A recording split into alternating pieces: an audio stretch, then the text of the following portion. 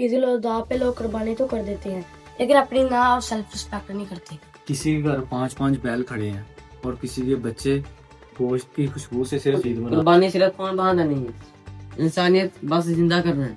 आजकल ईद उल अजहा का ट्रेंड ही अलग हो गया है यार। क्या मतलब? लोग कुर्बानी से पहले ही कंपटीशन स्टार्ट कर देते हैं।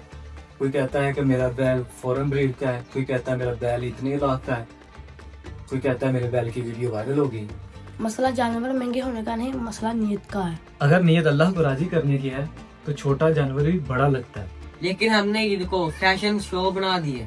तुमने कभी गरीब के बच्चे को इससे पहले देखा है? क्या मतलब है इसका? वो बच्चे जो जानवर नहीं खरीद सकते, दूसरों के घर के सामने खड़े होकर देखते रहते हैं। हाँ, और जब लोग उनके सामने अपनी वीडियो शो करते हैं ना तो उन बच्चों के दिल टूट जाते हैं। ये बहुत बड़ा खसारा है।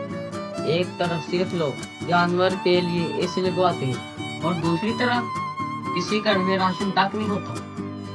इस्लाम हमें ये नहीं सिखाता कि हम अपनी दोस्त से किसी को नीचा दिखाएं। आजकल कुर्बानी से ज्यादा कुर्बानी की रील से ज्यादा इम्पोर्टेंट हो गई है। भाई अगर नेक काम कैमरे के लिए होगा तो फिर हम अल्लाह के लिए क्या करेंगे? सबसे खतरनाक चीज है रियाकारी, मतलब नेकी दिखा कर करना। अल्लाह दिल देखता है, तुम लोगों के फॉलोवर नहीं। हजरत इब्राहिम अलैहिस्सलाम का वाकया कहानी नहीं बल्कि कुर्बानी का सबक है। कैसा सबक? जब अल्लाह ने कहा अपनी सबसे प्यारी चीज कुर्बान करो तो उन्होंने बिना सवाल किए अपने बेटे को कुर्बानी के लिए पेश कर दिया। लेकिन हम क्या कुर्बान करते हैं? अपना तकब्बर, अपनी अना, इसको क्यों नहीं कुर्बान करते? सबसे बुरी बात पता क्या है? क्या है? लोग तो गरीबों का गोश्त देखते वक्त भी उनकी वीडियोस बनाते हैं। ये मदद नहीं बेइज्जती है। इस्लाम ने कहा है कि सदका इतना छुप कर दो कि दूसरे हाथ को ना पता चले कि भाई इसने कोई चीज दी है कि नहीं दी। इतना छुप कर बताया गया है। लेकिन आज का टाइटल होता है 100 लोगों में गोश्त तकसीम करना। गरीब को मदद से पहले इज्जत चाहिए होती है। हमारे मोहल्ले में एक अंकल रहते थे जो बहुत गरीब हैं। फिर उनके बच्चे हर ईद पर जानवर देखकर खुश हो जाते थे, लेकिन उनके घर कभी कुर्बानी नहीं होती थी। गरीब होना बहुत बड़ा दुख है। एक साल किसी अजनबी शख्स ने रात को चुपके से उनके दरवाजे पर गोश्त और कपड़े रख दिए। उनके बच्चे ये देखकर खुश होंगे। हाँ, उनकी माँ बहुत रोई थी और बच्चों ने बहुत शुक्र अदा किया।